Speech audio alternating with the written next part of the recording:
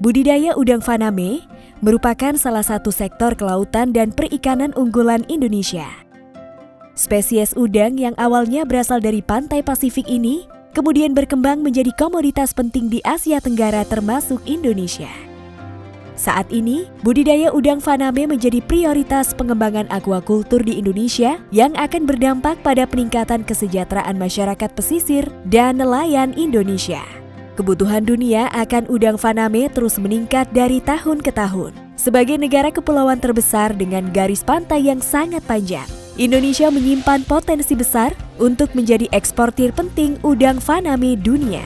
Usaha budidaya udang faname tersebar di kawasan barat, tengah, hingga timur Indonesia.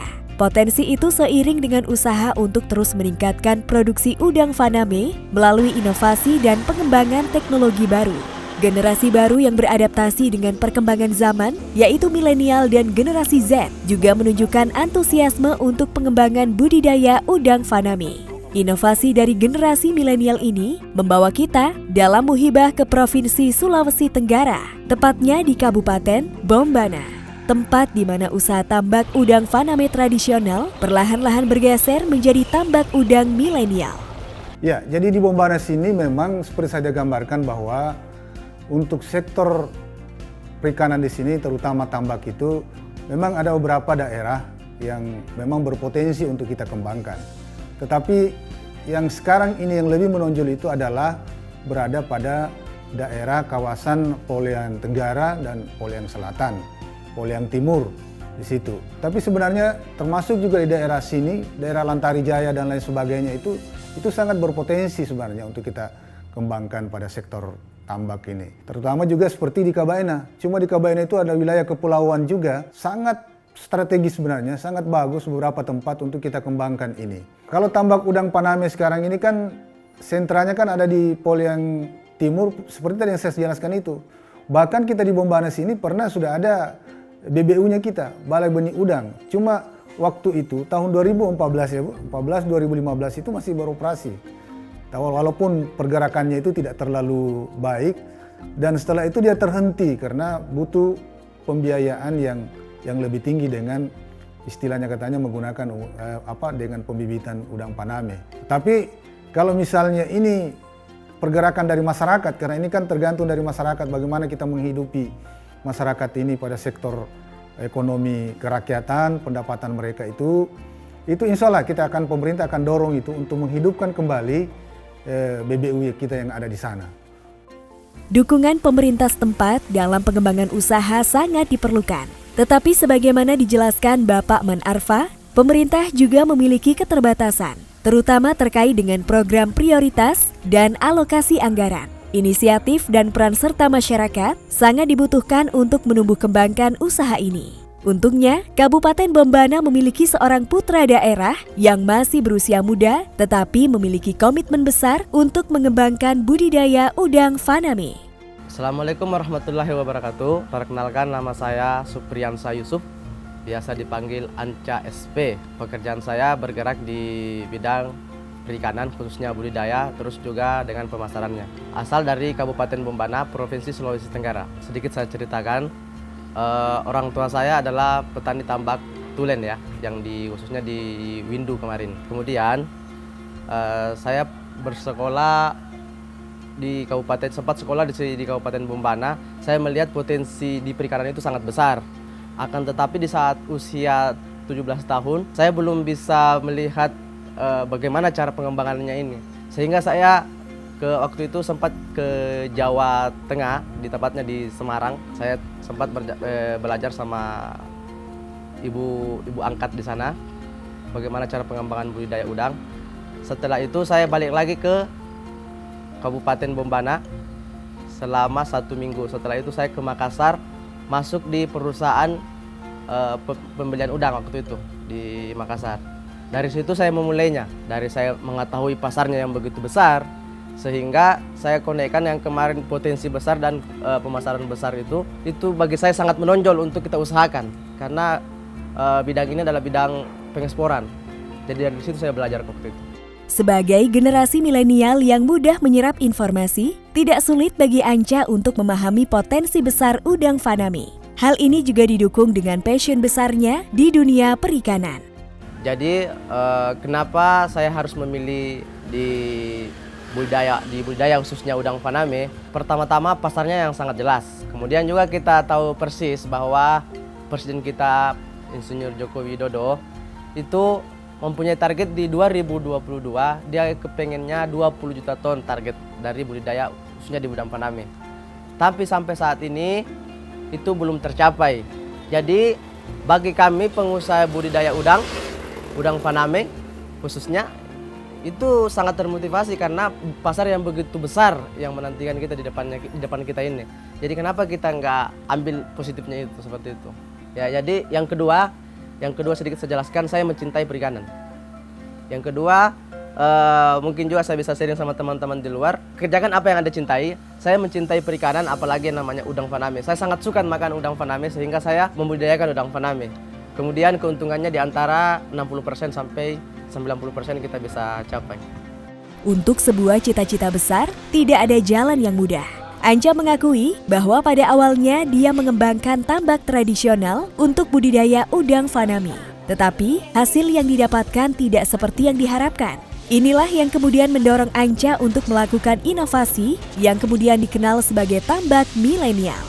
Jadi saya tuh kenapa mempunyai ide membuat tambak milenial seperti ini. Pertama, saya itu orangnya malas, Pak. Maksudnya orangnya malas itu malas jalan lebih jauh. Kalau saya selalu berpikir jika ada jalan yang lebih cepat kita tempuh, maka itu yang saya lakukan. Jadi saya kemarin coba jalan di tambak tradisi. Itu lahannya 1 hektar itu sangat besar, Pak. Jadi kita mutari 1 hektar itu untuk memberi makan. Saya berpikir begini, kalau kita ditambahkan teknologi sedikit seperti kincir dan blower untuk menunjang oksigennya, itu mungkin lebih efisien untuk kita jalan kaki. Sehingga dari situ saya pelajari, alhamdulillah itu bisa kita lewati dan itu sudah kita laksanakan sampai siklus kelima ini. Saya banyak bertanya sih, Pak, kenapa udang tidak bisa ditempatkan di tempat yang sempit? Pertama, orang bertanya sama saya, orang menjawab saya adalah karena suplai oksigennya sangat kurang. Itu sih yang paling utama adalah suplai oksigennya. Jadi saya tanya balik, kalau kita berikan kincir apakah bisa? Dia bilang bisa. Sama halnya kita dalam satu kamar kita diberikan kipas angin, itu kita mampu dalam beberapa orang. Jika tidak, itu kita tidak mampu. Dari situ saya berpikir, kemudian saya melihat sebelumnya ikan lele. Ikan lele itu di kolam bundar, Pak. Saya melihat itu, kalau ini bisa saya lakukan di udang faname, pasti lebih menarik lah sebanding itu. Kebetulan lele itu lebih besar daripada udang. Kenapa di udang nggak bisa? Jadi saya coba waktu itu di 16 kolam waktu itu. 18 kolam di waktu itu, Pak, saya coba. Cobanya itu pun gila-gilaan karena waktu itu kita yang pertama kali di Indonesia yang besar dalam satu farm 18 kolam di 2018. Dan alhamdulillah pertama kami gagal, Pak. Gagalnya itu karena persoalan alam. Tapi saya sangat termotivasi kembali itu karena udangnya saya lihat bisa besar. Dari situ saya pelajari lagi lebih detail bahwa udang ini bisa besar di kolam yang seperti ini. Perbedaan utama tambak milenial dan tambak tradisional mudah ditemukan pada bentuk kolamnya. Tambak tradisional berbentuk persegi panjang membutuhkan lahan yang luas. Sementara tambak milenial berbentuk bulat dengan optimalisasi lahan. Bentuk bulat ini dipilih dengan pertimbangan titik matinya hanya 1 di tengah. Sementara kolam tradisional memiliki titik mati sebanyak 4 buah di tiap sisinya. Inovasi yang berangkat dari pengalaman dan perhitungan ilmu pasti ini kemudian menunjukkan perbedaan yang signifikan dengan usaha tradisional yang sudah digeluti selama ini. Tambak milenial dengan bentuk bulat yang membutuhkan lahan lebih kecil terbukti jauh melampaui produktivitas tambak tradisional. Jadi inovasi kita bagaimana caranya merubah mindset petani tambak kita, khususnya yang petani tambak tradisi, menjadi lebih modern sedikit lah dibanding yang sebelumnya. Di mana tambak bulat ini bagi saya, dan kita sudah lakukan ini di 5 siklus, jadi kami sudah tahu hitungannya, di mana di 1 hektar tambak tradisi ini itu bandingannya dengan tambak milenial ini adalah cuman diameter 10, Pak. Jadi diameter 10 itu berbanding dengan 1 hektar lahan tradisi. Hasilnya. Kemudian kita mempunyai 24 kolam di lahan 1 hektar ini, Pak. Hasilnya itu kalau kita mau hitung hasil dari tambak itu sendiri jika dibandingkan dengan tradisi, itu tradisi harus mempunyai lahan sekitar 80 hektar untuk menyamai lahan 1 hektar yang ada di tambak milenial ini, Pak. Jadi masalah kedua, kalau di tradisi itu, Pak, biasanya mentok size 100 atau size 80 itu sudah panen total. Sedangkan di kolam seperti ini, itu kita bisa mencapai kepala 2. Jadi harganya juga sangat beda dan juga hasilnya juga sangat berbeda seperti itu. Kemudian yang ketiga, kita tidak repot lagi harus mengelilingi 1 hektar untuk memberi makan. Akan tetapi cuma kita hanya mengelilingi diameter 10 atau diameter 16 untuk memberikan makan yang sama hasil dari 1 hektar yang ada di tradisi seperti itu. Menghemat pertama menghemat waktu, kedua menghemat lahan, ketiga tidak merusak landscape yang ada di daratan ini. Jadi kita tidak merubah lagi. Jadi intinya kita cuma tambak yang di atas daratan lah seperti itu. Melalui inovasi yang menjanjikan ini, Anca juga ingin berbagi masa depan dengan teman-teman segenerasinya, terutama generasi milenial Bombana dan Sulawesi Tenggara.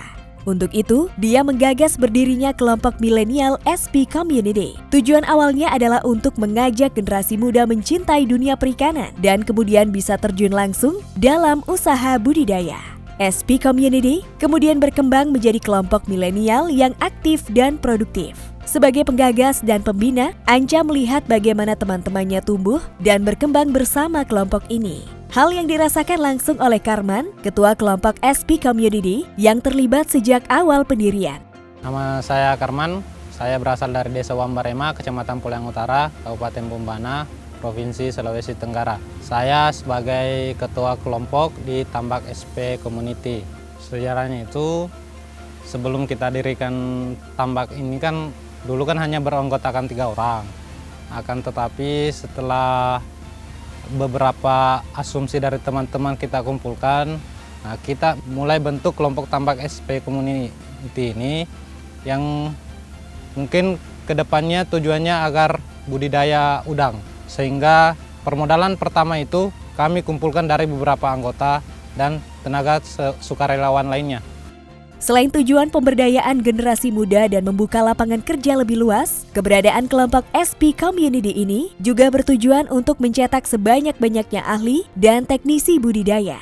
Tenaga ahli dan teknisi ini sangat diperlukan untuk memastikan inovasi terus berjalan dan produktivitas terus bisa ditingkatkan. Assalamualaikum warahmatullahi wabarakatuh. Nama saya Sudirman. Saya salah satu putra daerah di Kabupaten Bombana ini yang dapat bergabung di kelompok tambak SP Community. Saya di sini selaku teknisi konstruksi pembuatan kolam, teknisi mesin, merangkap dan sebagainya itu teknisi blower. Sebagai teknisi kolam, Sudirman bertanggung jawab dalam perencanaan, perancangan, dan pembangunan kolam bundar untuk budidaya udang fanami. Terlebih dahulu di pembuatan kolam ini kita harusnya survei lokasi dulu, lokasinya seperti apa, berpasir, bebatuan atau bergelombang. Setelah lokasi kita survei, kita masuk ke pesisir pantai.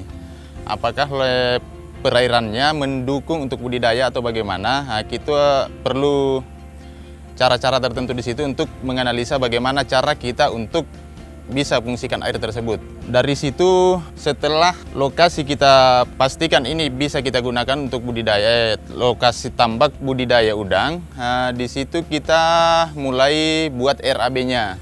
Setelah RAB selesai, setelah rampung semua, kita mulai masuk ke tahap pengukuran, pemetaan di mana titik-titik kolam tersebut kita letakkan. Di langkah awal itu kita buat garis lingkar sebesar diameter 16. Itu untuk posisi pondasi atau pengecoran tiang dari kolam ini. Setelah pengecoran itu benar-benar keras dan tidak ini lagi, kita mulai di tahap awal itu pemasangan besi wermes. Besi wermes itu berfungsi sebagai penyangga dinding dari terpal HDP ini.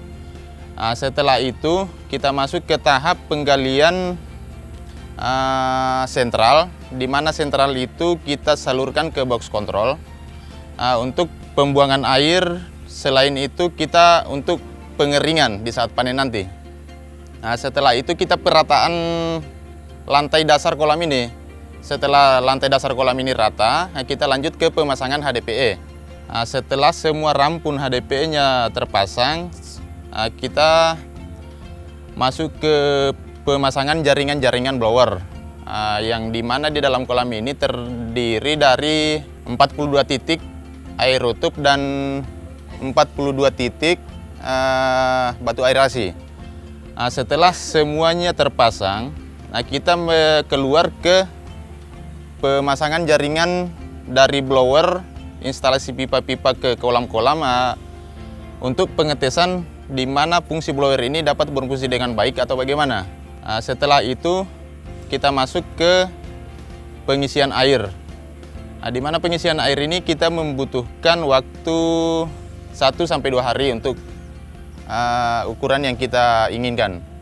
Setelah itu kita masuk ke jaringan listrik, di mana jaringan listrik ini mengarah ke tiap-tiap panel, di mana panel itu dimasukkan jaringan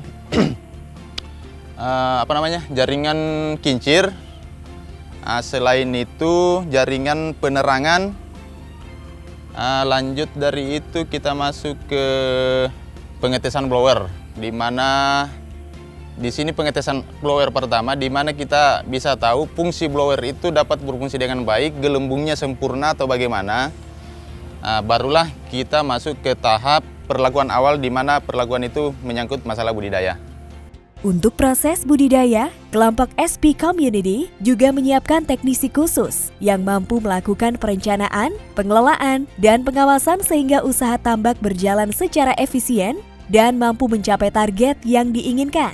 Tidak tanggung-tanggung, SP Community mendatangkan langsung ahlinya ke Bombana. Nama saya Iketut Artawijaya, asal asli dari Bali tapi domisili di Lampung. Kami di sini bekerja sebagai teknisi tambak udang di SP Community, terhitung sudah baru 2 bulan, Pak. Cara budidaya udang efektif yang pernah kami alami, jadi kami berpatokan kepada yang namanya BAP, Pak. Jadi BAP ini ada 9 cara budidaya udang yang efektif. Jadi kalau BAP ini Best Aquaculture Practice. Jadi yang pertama itu adalah satu, pemilihan lokasi. Kemudian yang kedua adalah desain tambak. Kemudian yang ketiga adalah manajemen kualitas air. Kemudian yang keempat adalah manajemen pakan. Kemudian yang kelima adalah manajemen kesehatan udang. Kemudian yang kelima adalah keamanan bahan makanan. Keenam adalah equity sosial atau keadilan sosial yang berhubungan dengan masyarakat setempat. Kemudian selanjutnya adalah pemilihan benur, yang tentunya benur ini yang ada yang SPF sama SPR, jadi spesifik patogen free atau spesifik patogen resistant. Kemudian yang terakhir adalah biosecurity. Mungkin ada 9 hal itu bisa kita terapkan di kolam, nanti dimanapun kolam itu berada. Harapannya dengan cara seperti itu mudah-mudahan budidaya udang bisa berjalan dengan lancar dan efektif. Inovasi besar yang dilakukan oleh Anca dan SP Community di Bombana tentu membutuhkan modal yang tidak sedikit. Kendala modal juga sempat dialami di awal membangun usaha. Jujur saja saya tidak punya modal, akan tetapi saya mempunyai banyak relasi dan alhamdulillah saya sangat dipercaya sama relasi-relasi saya. Jadi dari situ saya merekrut teman-teman yang kepengen maju, akan tetapi tidak menghitung uang dulu. Jadi awalnya itu saya tidak mempunyai uang, saya merekrut teman-teman, tapi saya tidak punya uang. Tapi saya katakan sama dia secara jujur bahwa saya mau melakukan ini, tapi saya nggak punya uang. Bisakah kalian untuk mendukung saya, untuk mensupport saya kita membuat seperti ini? Dengan modal kepercayaan, usaha tambak ini tumbuh dengan cepat. Kebutuhan modal pun meningkat. Kendala modal akan terus muncul sejalan dengan perkembangan usaha. Untungnya, para petambak milenial di Bombana menemukan solusinya di Kementerian Kelautan dan Perikanan melalui Badan Layanan Umum, Lembaga Pengelola Modal Usaha Kelautan dan Perikanan atau LPMUKP. Jadi tahunya saya dari LPMUKP ini adanya penyuluh-penyuluh. Karena kita juga di sini didampingi dengan penyuluh-penyuluh perikanan yang dari kementerian. Penyuluh perikanan ini memberitahukan kepada pegawai-pegawai LPMUKP yang ada di kementerian, terutama yang ada di Sulawesi Tenggara ini, yang dibina langsung sama Pak Salwan. Kalau tidak salah namanya Pak Salwan itu. yang membina langsung dan mengkoordinir LPM UKP di Sulawesi Tenggara. Saya melihat bahwa salah satu tren baru sekarang milenial ini, utamanya pengelolaan udang faname pola intensif ini, saya melihat bahwa prospek ke depan lebih bagus karena sarana pendukung yang mereka dikelola itu baik dari segi kolamnya maupun dari tenaga-tenaga teknisinya itu sudah memang berpengalaman sehingga hasilnya juga akan luar biasa, artinya minimal mencapai target sesuai SOP-nya yang telah mereka tetapkan bersama antara kelompoknya masing-masing, sehingga saya yakin dan percaya bahwa mereka ini layak untuk didanai. Pinjaman dari LPM UKP langsung memberikan dampak yang signifikan bagi kelompok SP Community dengan bunga ringan yang ditawarkan dan pembayaran cicilan yang bisa disesuaikan dengan masa panen kelompok yaitu 3 bulan. SP Community mampu mengelola dana itu secara produktif. Jadi dampak yang kita rasakan setelah kelompok kami meminjam dana di LPM UKP itu ya pertama adanya pengembangan yang kita lihat dengan sendirinya, kemudian adanya kita penambahan faktor-faktor pendukung prasarananya dalam ditambah ini kita tambah semua, itu sangat meningkatkan produksi Pak. Jadi yang tadinya kita hanya berproduksi satu kolam itu 500 kilo, sekarang kita tambah sampai 1,2 ton. Jadi dampak keduanya itu yang tadinya kita hanya mempunyai 18 kolam, sekarang menjadi 24 kolam di kolam diameter 16. Kemudian terus teman-teman kelompok kami juga menambah investasi di dalam kolam ini, seperti yang tadinya kita menebar hanya 25.000 sampai 30.000, sekarang penebaran di angka 50.000 sampai 80.000. Peningkatan produktivitas panen udang faname ini disambut oleh kebutuhan pasar yang terus meningkat. Hasil panen kelompok SP Community mampu diserap oleh pasar lokal, nasional, bahkan hingga pangsa pasar ekspor. Kalau potensi udang, semua orang budidaya di luar sana pasti tahu. Intinya sangat besar, karena ini bukan kebutuhan Indonesia saja, ini bukan kebutuhan nasional, tapi kebutuhan dunia. Seperti itu. Di mana semua komoditi-komoditi ekspor itu sangat menjanjikan untuk kita kerjakan. Muhammad Yusuf, distributor yang menampung hasil tambak udang faname, menyadari potensi besar pasar udang faname. Sebagai putra daerah, dia berkomitmen untuk membeli hasil panen dengan harga wajar dan memastikan distribusinya keluar daerah. Saya khususnya menampung semua hasil tambak yang ada di Polian Timur ini untuk menyalurkan hasil panen para petani tambak yang bergabung di kelompok SP Community. Udang yang kami kumpulkan setiap hari, kami distribusikan terutama di Kendari. Adapun yang ke Makassar tapi sebagian kecil. Dan itu kan pengirimannya langsung Cina juga, ekspornya ke Cina. Jadi kami langsung melalui cross story. Geliat tambak milenial di Polian Timur Bombana memberikan dampak yang signifikan, terutama dalam kaitannya dengan pemberdayaan masyarakat sekitar dan peningkatan taraf hidup mereka. Kalau untuk kondisi masyarakat di sini, ada beberapa masyarakat di sekitar sini yang kami pekerjakan, seperti security dan tukang masak. Itu bisa membantu perekonomian mereka. Kalau untuk yang wilayah-wilayah lain, maksudnya di SP, kami biasanya memanggil ibu-ibu yang ada di sini untuk melakukan sortir atau pada saat panen. Saat panen itu kan kami butuh tenaga yang banyak, dari tukang panennya atau tukang sortir. Jadi biasa kami panggil ibu-ibu atau bapak-bapaknya untuk membantu. Setelah itu nanti kami berikan upahnya. Jadi Alhamdulillah dengan berdirinya tambak ini, banyak sekarang masyarakat pesisir kita yang ingin membuka tambak seperti ini. Jadi di daerah pesisir ini, rumah-rumah pesisir ini mempunyai lahan-lahan yang luas Pak. Jadi dari situ mereka ingin membangun satu kolam atau 2 kolam dalam skala rumah tangga. Contoh saat ini adalah pemerintah Kabupaten Wakatobi yang alhamdulillah sekarang sudah memulainya di tahun ini 2021 ini, dan kami sudah kerjakan di sana dan sudah selesai, dan sekarang sudah memulai untuk membudidaya di Wakatobi. Jadi banyak Pak, banyak positifnya di tambak ini. Inovasi, pemberdayaan dan terobosan pada usaha budidaya udang Faname memunculkan optimisme dan harapan untuk meningkatkan produktivitas sekaligus membangkitkan taraf ekonomi setempat.